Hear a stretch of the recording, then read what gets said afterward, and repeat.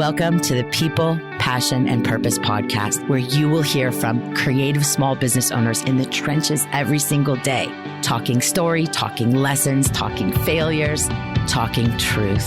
I'm your host, Nina L. Kovner. Thank you so much for joining us.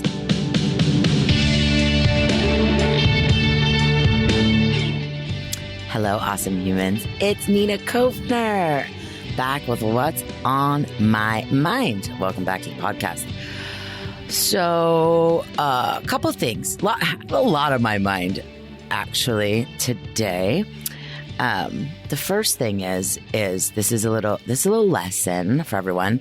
I had a scheduling mix up with a podcast guest, and so instead of saying, I'm not going to do a podcast this week, I said, I'll do another What's on My Mind.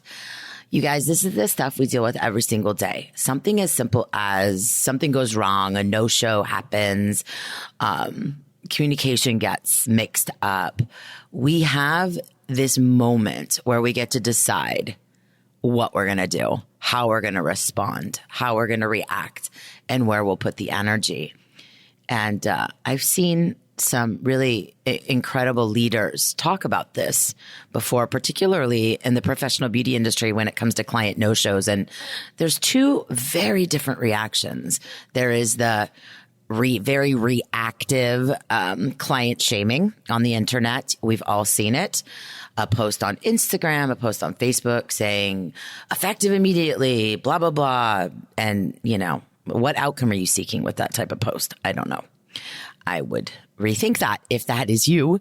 It's probably not the best way to build relationships. But there's another reaction that is, I had a no-show, so I decided to do a model and shoot some content. I had a no-show, so I decided to take a walk and get some fresh air and connect with nature. Or I had a no-show, so I decided to engage and build relationships on the internet, or I did a vlog, or I did a live, or I wrote a blog, or whatever. So anyways, that's not what this podcast is about, but I wanted to give you some context, which is the theme of this podcast today.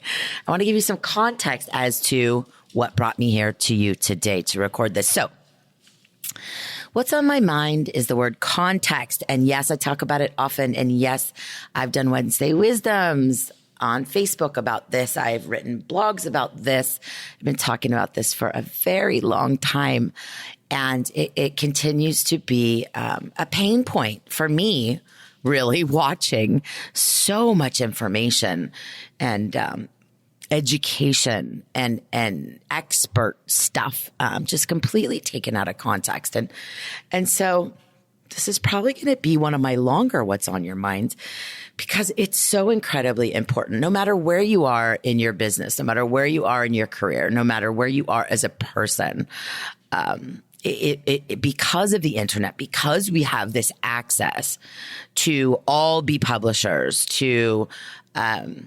we have access to unlimited videos and unlimited advice. Making sure that you have context is critical. So let's define context. The circumstances that form the setting for an event, statement, or idea, and in terms of which can be fully understood or assessed. To me, it's framework. To me, it's the big picture. And if you are a client of mine, you hear this a lot. I'll get a question, and this happens anywhere. This could be from a client. This could be from the community on Instagram or whatever. What do I do about my pricing? What type of policy should I create for my business, or should I do a price increase or something like that? And it's like, well, I don't know. And I know that frustrates a lot of people, because it would be irresponsible of me to provide advice without context. Meaning, what's your objective? What outcome are you seeking? What's your business model? What is your brand purpose and promise? Who's your target audience, or what I call your people? All of this is critical to understand how to actually advise you what to do. So a good example is, let's say that your brand is a value brand. Your audience is has tight budgets and they seek an immense amount of value in services. So maybe your price point is a little lower than the average. Let's say you're in a lower income area and some expert comes to you or writes an Instagram post or whatever and says, you shouldn't be doing haircuts for less than $75. And it's like, wait a minute. You don't know my brand. You don't know my audience. You don't know anything about me. How can you say that? Like that, it's out of context, right? There's a particular audience that maybe that advice is good for, but there's another audience that advice is horrible for. Again, context. We must understand the context in which information is being delivered and the context in which information is being received. And what we do at Passion Squared, one of our biggest purposes at Passion Squared is to help you make good decisions about your business and of course about your brand and about your life. So, we have to remember that as consumers of advice and givers of advice. I saw this, I don't know, it was a few months ago. I saw somebody giving some Instagram education, some Instagram tips or whatever. And I'm sure that for a select audience, those Instagram tips were really good advice. But there's a larger audience where those Instagram tips were not good advice. Reason being, the person that was giving the advice, the context in which they were giving it, which they didn't understand or they didn't share, was that their objective was to gain followers, to become an influencer. Now that's very different than building relationships for a local business. Completely different purposes for being on Instagram, completely different business models, completely different brands. So the advice from that expert is not applicable to somebody that's looking to grow a local business. Now, of course, if someone's looking to grow a local business and the expert is providing insights into how to grow a local business, if you really understand social, you understand it has nothing to do with the follower count. We've seen accounts with 300 followers that get 6 referrals a week, and I've seen accounts with 100,000 followers that get no referrals a week. So again, context. So, I know a lot of people, I see it all over. People are like, oh, I love Simon Sinek. I've read Start With Why, blah, blah, blah. And speaking of context, just because you read a book or I read a book, just because any of us read a book does not mean we have context, does not mean we truly understand. It's just a book. It's just information. And so, yes, reading's awesome. I'm a big fan. I'm a big fan of learning, but I'm also a big fan of understanding what you read, not just reading, but understanding what you read and then taking that and doing something with it. Right. So yes, I'm a big fan of Simon Sinek. Yes, I'm a big fan of Start With Why. And the reason why, I'll give you some context. For many years, actually decades, I was a vice president of marketing for a global hair care brand. And that's what I did every single day. I had to figure out every single day why our brands, why a product, why a promotion, why an education program, why a brochure, all of those things. And so when I discovered Simon Sinek in, I think it was probably 2011, I was just floored, blown away that someone had so much intelligence and insight that he could actually put this in a formula, which if you've read Start With Why, you know is called the Golden Circle. But in the book, Start With Why, there's a great a great story about, for me, the story is about context. And of course, the story is about, of course, why. And so I wanted to, for those of you that maybe have forgotten or haven't read the book, or maybe you're inspired to get the book after listening to this podcast, I want to just read to you. I just want to read to you the Celery Test, which again is in the book Start With Why. So here we go. Imagine you go to a dinner party and someone comes up to you and says, you know what you need in your organization? M&Ms. If you're not using M&Ms in your business, you're leaving money on the table. Somebody else comes up to you and says, you know what you need? Rice milk. The data shows that all the people are buying rice milk these days. You should be selling rice milk in this economy. While you're standing over the punch bowl, yet another person offers some sage advice. Oreo cookies, he says. We made millions from implementing Oreo cookies in our organization. You've got to do it. Still, somebody else comes up to you and says, celery. You've got to get into celery. You get all this great advice from all these highly accomplished people. Some of them are in the same industry. Some of them are more successful than you.